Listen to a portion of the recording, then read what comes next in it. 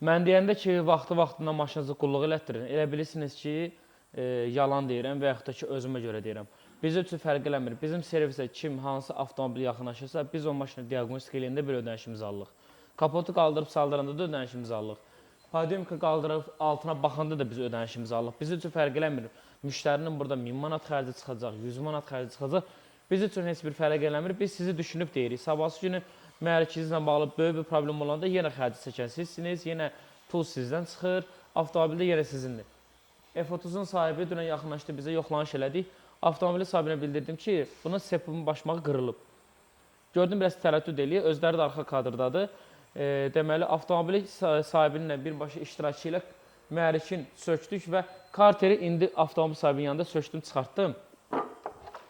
Karteri çəkib bana. Başmaq qırıntılarına bax. Bu başqa məsələ.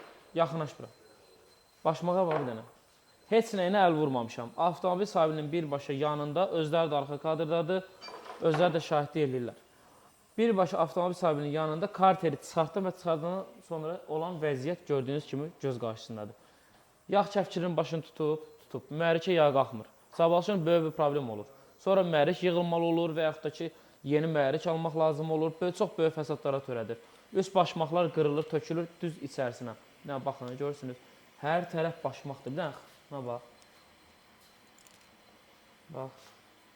Hər tərəf başmaqdır, hər tərəf. Bax. İndi inşallah ki, bunun balanslanma metkası qaçmaz. İnşallah ki, metkası yerindədir. Söktükcə də baxacaq ki, görək nə problemləri var. Paduşkasında da problem var. Turbosu, yəni burada VSG klapanında səs var. Bundan əvvəlki sahibi 92 ilə işlədib. Onu da bildirmişik. Bir neçə xırda problemləri var. Hamısını həll edib aradan qaldıracaq inşallah. Sözümün məqsədi canı onun ibarətdir ki, fərq eləmir. 128 min probeldə də bu hal baş verirsə, 180 mində də baş verir, 190 mində də baş verir, 200 mində də baş verir. Mütləq ki, avtomobilinizi öz ustabınıza aparın, yoxlatdırın ən azından. Ya və yaxud da ki, başı çıxan bir servis aparın, yoxlatdırın ki, görün nə problemləri var. Bugünkü gün bu sep başmağın dəyişimi əl haqqısı ilə bir yerdə deyək ki, ən maksimalda 1000 manatdırsa, sabahsı günü bu başmağa görə mühərrik dağılsa, sizin xərciniz 3 və 4 min üzərində olur.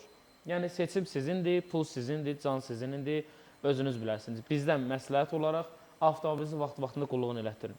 Təşəkkürlər, izləmədə qalın. Sağ ol, Əmizan.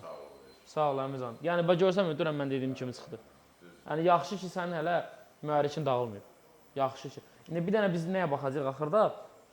Görək bir dənə bunun metkası yerindədir, yoxsa yox. Bir də bunun içərisini təmiz çəkib çıxartmaq lazımdır, yumaq lazımdır ki, bu qırıq başmaqla qalmasın motorun içində. Natiq, gəl.